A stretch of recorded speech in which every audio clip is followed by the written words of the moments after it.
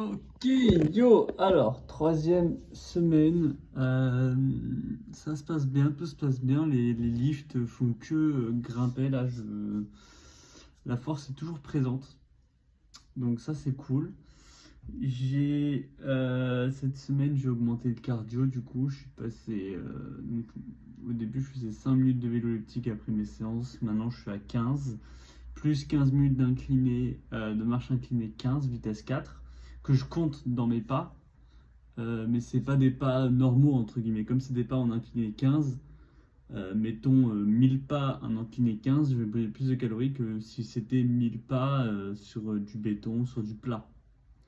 Donc c'est un petit bonus. Je sais pas si c'était clair. En tout cas, pour moi c'est clair. Donc vu que ces vidéos me sont destinées à moi de base, c'est le principal, j'ai envie de dire. J'ai juste reçu une petite notification. Hop! Donc 15 minutes sur mes jours de repos, pareil, avant je faisais rien sur mes jours de repos, maintenant je fais 30 minutes d'elliptique, donc j'ai fait 30 minutes d'elliptique, et après, là, récemment, sur mon dernier jour de repos, j'ai inclus 30 minutes de natation, en plus de ça, et on va progressivement monter jusqu'à 45, ou 40, je sais plus, je crois 40. Parce que mine de rien, il faut aussi pas que je. Voilà, faut prendre en compte le fait que je dois étudier aussi hein, un peu, un peu. Et du coup, c'est bien beau d'ajouter du cardio, mais voilà, faut aussi doser. Là, la semaine qui arrive, je vais pas rajouter de cardio. Je vais garder ça, mais j'ai baissé les calories. Donc j'étais à 3100. Là, je vais être à 2900. Ensuite, après ça, j'augmenterai progressivement le cardio jusqu'à arriver début décembre, mi-décembre. Donc, en fait, le 12, 13, 14, j'ai mon premier refeed, vu qu'en fait, j'ai un week-end de prévu avec ma famille. Puis après, il y a Noël, pareil, que le 24-25, qui va faire office de refeed. Et donc, en fait, ma logique avec cette sèche, ça a été que là, entre il y a 2 semaines et dans 5 semaines, du coup, bah, le 12, je fais ma sèche, enfin, je fais une sèche, mais en augmentant, en mettant le paquet. Et arrivé le 12, j'arrêterai. C'est-à-dire que je garderai les calories jusqu'où je suis descendu. Le but, c'est que je descende jusqu'à 2700 calories. Et je garderai le cardio, je garderai le niveau de cardio que j'aurai atteint. Donc là, je vais progressivement augmenter. Je garde le niveau de cardio, je garde les calories et je ne les touche plus jusqu'à la fin de la sèche. Pourquoi? Là, je suis dans un cut qui est agressif, c'est-à-dire que j'ai perdu. Il y a 2 semaines, j'étais à 78. Là, aujourd'hui, ce matin, j'étais à 75. On va dire, allez, 75,5. Donc, j'ai perdu 2,5 kg en 2 semaines, ce qui est beaucoup. Et là, je vais continuer à beaucoup perdre, vu que je continue à augmenter le cardio, baisser les calories. Donc, le déficit, il va continuer à être grand. Et en fait, il va surtout se compenser parce que quand on perd du poids, un humain qui pèse 75 kg brûle plus de calories. À activité égale, un humain de 75 kg brûle plus de calories qu'un humain de 70 kg. Et donc, comme je perds du poids, ma maintenance calorique, elle va baisser. Mais comme à côté, je vais augmenter le cardio, augmenter le déficit, et ben ça va compenser. Et donc, entre le niveau d'activité que j'ai, qui est de, on va dire, sur une échelle de 1 à 100, 50, 50 et à côté, je mange 2900 cales à 75 kg.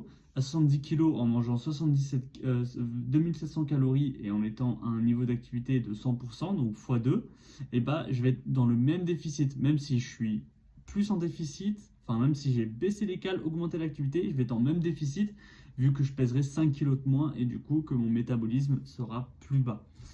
Donc, le but c'est que ça compense le fait que mon métabolisme va baisser.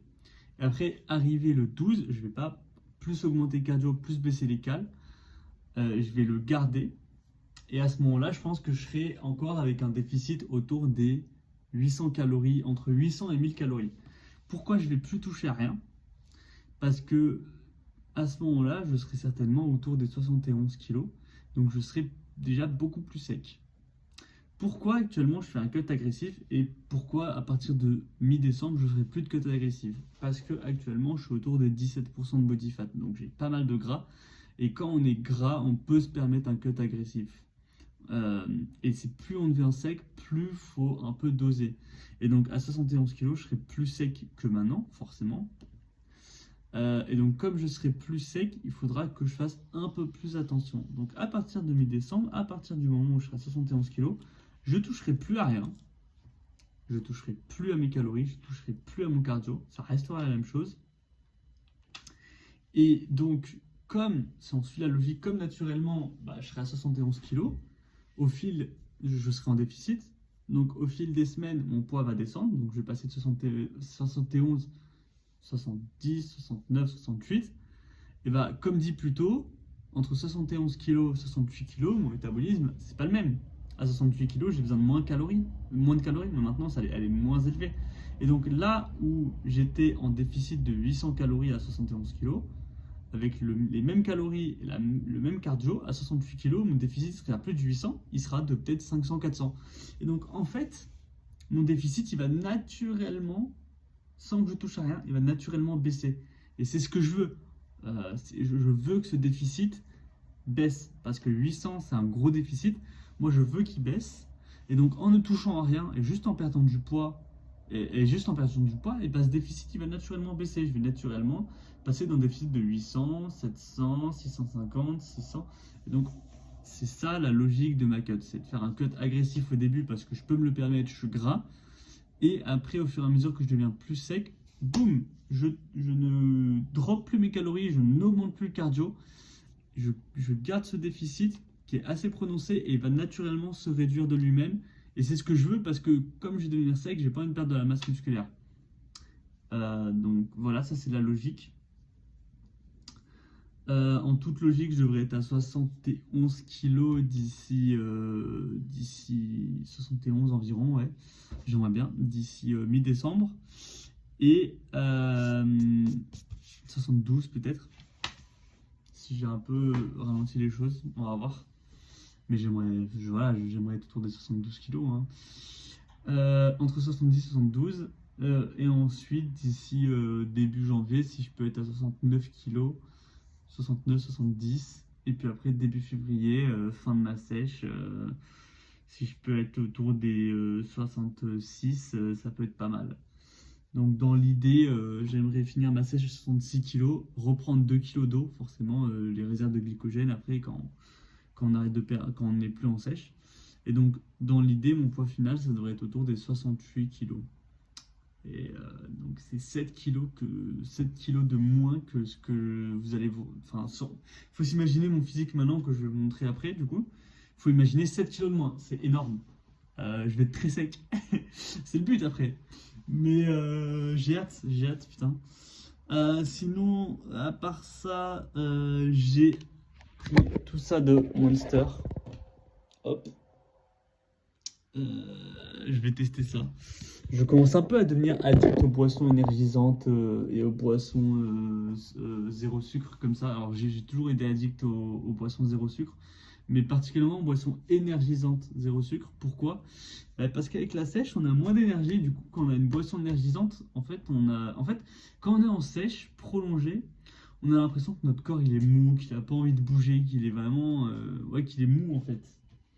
Mais avec les boissons énergisantes, en fait, ça coupe cet effet. Et en fait, moi, en sèche, le problème, c'est pas la faim. La faim, à la limite, je peux la gérer.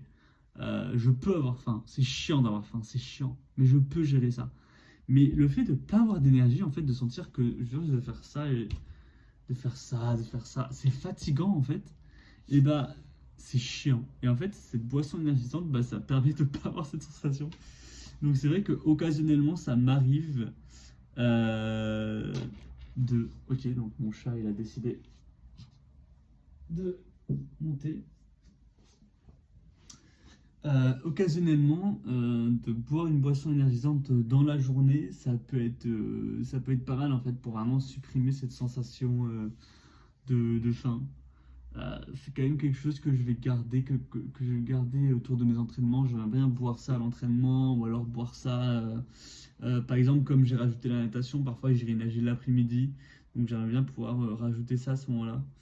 Je peux pas tout le temps le faire parce que comme j'ai un rythme de vie assez spécial, c'est-à-dire que je me couche très tôt, je me couche aux alentours de 21h15, quelque chose comme ça, et je me lève à 5h30, 5h45. Comme la plupart des cours finissent vers 16h, quelque chose comme ça, en fait, et que je vais nager après, si je bois ma boisson à 16h, après pour dormir à 21h15, c'est chaud en fait. Donc ça, c'est un peu chiant. Euh, mais ouais, je sais pas quand je vais les boire, ou je pense que je vais les boire progressivement, hein. Là, j'en ai 4, 4, 8, j'en ai 9. J'ai pas envie de tous, tous les boire maintenant. Là, j'ai envie de profiter un peu et d'étaler ça.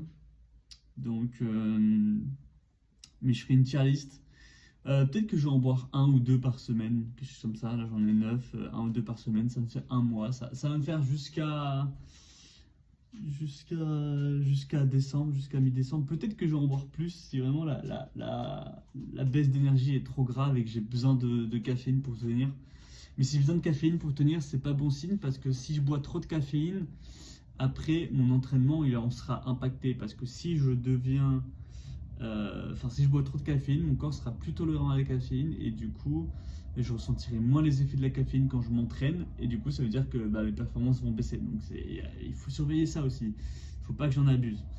Donc, voilà, il faut que je trouve le juste milieu, sachant qu'en plus, sur mes jours de repos, j'aime bien décaler mon repas et donc manger par exemple à midi. Et à midi, je me prends un petit déjeuner avec des œufs et des patates, parce que je trouve que le combo œuf-patate est incroyable. Et avec ça, je bois énormément de café. Donc, il y a en plus le café à côté. Je mixe du café caféiné et du café décaféiné. Malheureusement, le café décaféiné, j'en achète pas non plus beaucoup parce que c'est plus cher que le café normal. Que le café caféiné, mais en fait, du café caféiné, c'est du café normal, bref. Donc, faut que je gère un peu, faut que je dose un peu avec ça. Mais voilà, sinon, là, ça va être la fin du récap. Je vais faire le physique update. Je vais mettre aussi à la fin de la vidéo, et ça sera la fin de la vidéo, hein, je vais pas faire une autre vidéo après ça. Je vais mettre à la fin de la vidéo la série que j'ai filmée aujourd'hui. C'était une séance jambes. J'ai l'impression que la semaine dernière aussi c'était une séance jambes. Et c'est fortement possible parce qu'aujourd'hui, cette semaine, comme j'avais un test de run à l'université, j'ai décalé un peu mon push-pull leg. J'ai fait mon leg le jour où je devais faire mon pull. Et j'ai pris une journée de repos en plus, c'était pas prévu. Donc ça c'était prévu, le fait de switcher.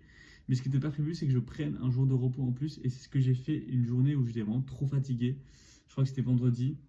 Donc j'avais fait mon push jeudi.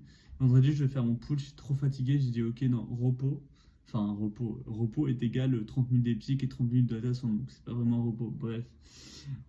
Et du coup, ça a décalé mon pull et mon leg. Et du coup, j'ai fait mon leg aujourd'hui. J'espère que la semaine prochaine, ce sera autre chose. Ce sera autre chose normalement si je décale pas, si je décale rien du tout. Ça devrait être push, pull, leg, repos. Eh non? Attends, non. Mardi, push, pull, leg, repos. Ça devrait être une séance pull du coup la semaine prochaine que je devrais mettre en fin de vidéo. J'espère que ce sera ça. Donc voilà, sur ce physique update. Et ensuite, fin de vidéo. Oh là là, j'ai hâte.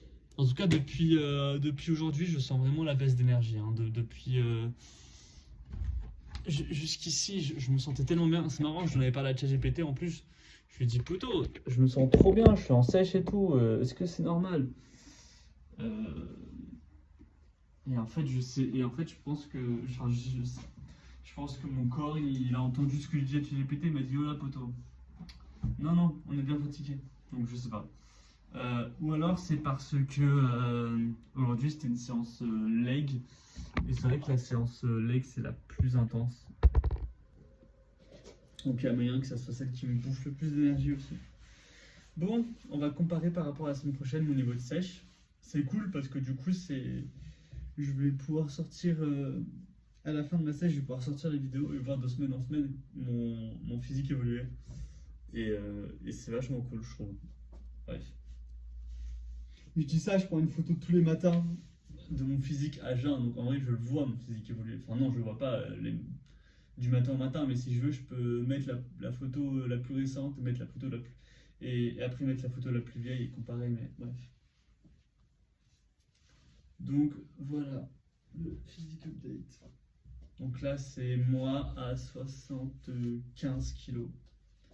Donc là, il faut s'imaginer que de ce physique-là, je dois encore perdre... enfin, je dois rien, mais j'aimerais encore perdre 7 kilos.